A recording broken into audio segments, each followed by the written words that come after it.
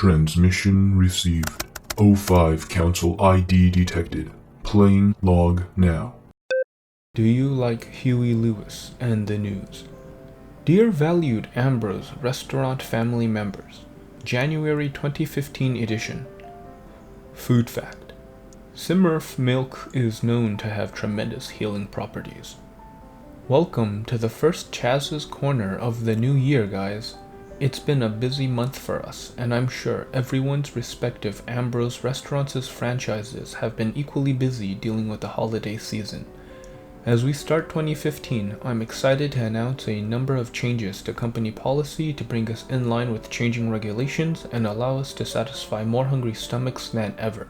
Nothing major, and they'll all be announced in the newsletter later, but the curious among you can check the Policy Editions 2015 doc. I am also excited to announce the grand opening of Ambrose EarTech. Carrying a flagship of high-tech science fiction foods, the EarTech locations is sure to be a delight for our Android, Cyborg, and Bionic customers. Check it out at ambroseeartech.void. We're planning big things later in the winter, so stay tuned and stay tasty. Cheers, Chef Chaz Ambrose. Dear valued Ambrose restaurant family members, February 2015 edition. Food fact: many Fey recipes call for dragon's tears. You can actually use any lizard's bodily fluids. Welcome back to my little corner. I've got some fun news for you guys this time, but first, let's get the boring business out of the way. Some of you may be aware that we reached a settlement with Wilson's Wildlife Solutions earlier this month. The details of the case, including the settled amount, will remain confidential, so we'd ask that nobody start probing their manager with questions. We have a legal department for that. And now, the fun part. Ambrose is coming to the small screen, a syndicated show in the Three Portlands area on the Food and Alchemy Network. Some of you may be familiar with Undercover Lord will be airing an episode starring me next week. I'm not supposed to tell you guys this yet, but I'll be undercover as a fresh line cook, so behave as you would normally. I'm excited to see what it's like back on the front lines. Warmest regards, Chef Chaz. Dear valued Ambrose restaurant family members, March 2015 edition. Food fact: unicorn tears. I'm really disappointed, guys.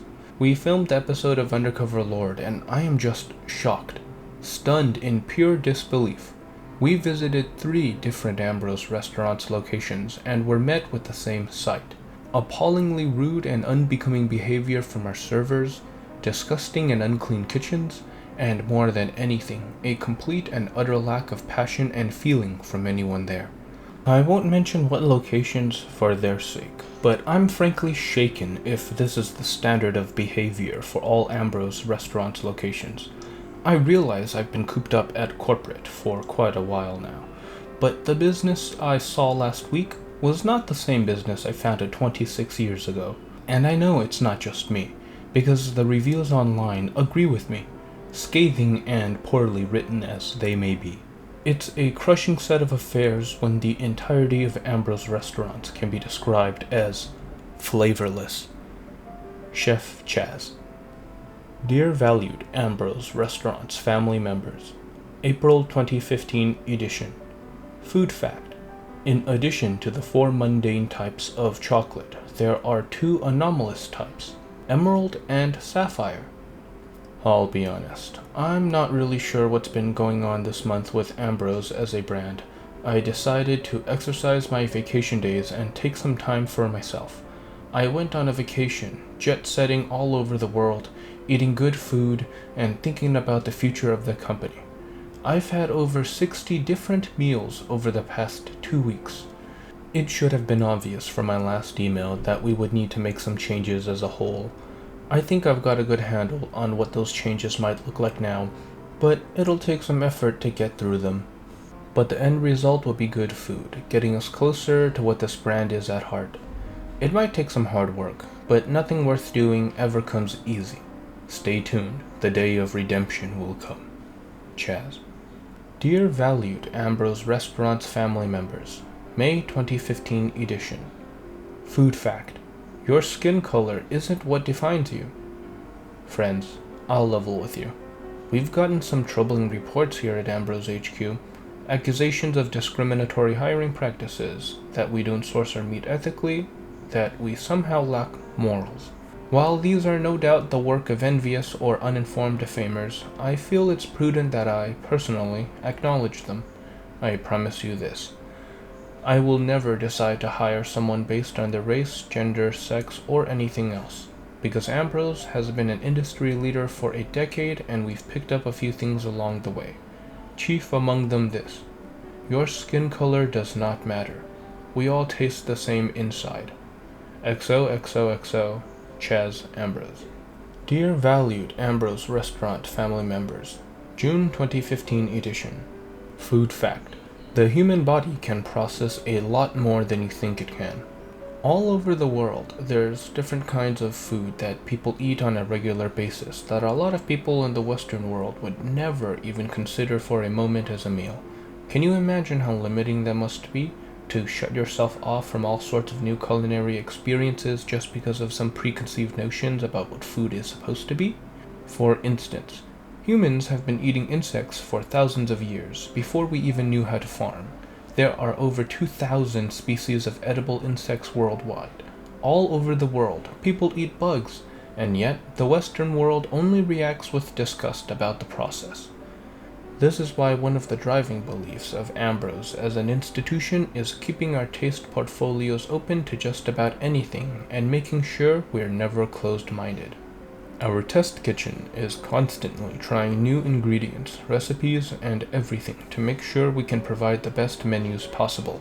Personally, I just find it always fascinating to hear about what other cultures eat. Sincerely, Chaz Ambrose. Dear valued Ambrose Restaurant family members, July 2015 edition. Food fact: cannibalism has a long and storied history in many global cultures. Best, Chaz Ambrose. Dear valued Ambrose Restaurant family members, August 2015 edition. Food fact: death by forced overeating was a common punishment in the ancient Daevite Empire. Just got back from a productive meeting with good old Marius. That guy's been with the company longer than almost anybody else. He was one of the original founding members of the board, and he's still on it today. I was thinking about why that might be earlier today, actually. You see, back when this company was first getting started, Marius came to me and said that we were losing money on a lot of our new projects.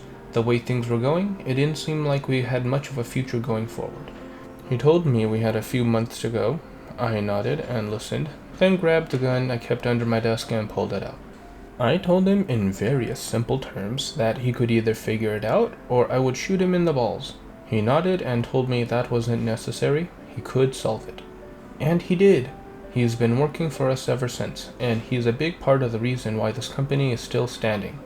Y'all have a good one. Ambrose. Dear valued Ambrose Restaurant family members, September 2015 edition. Food fact: human blood can be used as a substitute for eggs when cooking. I had a meeting with the rest of the board today to discuss the new direction I want to take the company in. It lasted a few hours, and although there was some resistance to a lot of the ideas that I wanted to implement, I think that we were able to find a solution that worked for everyone for the most part. So we should hope to have a lot of changes coming up over the next few months. I can't talk about any of them publicly just yet, but I'm very excited for them all and I can't wait to share them with the rest of the company. Keep your eyes peeled and your ears open for new and exciting business ventures from the company.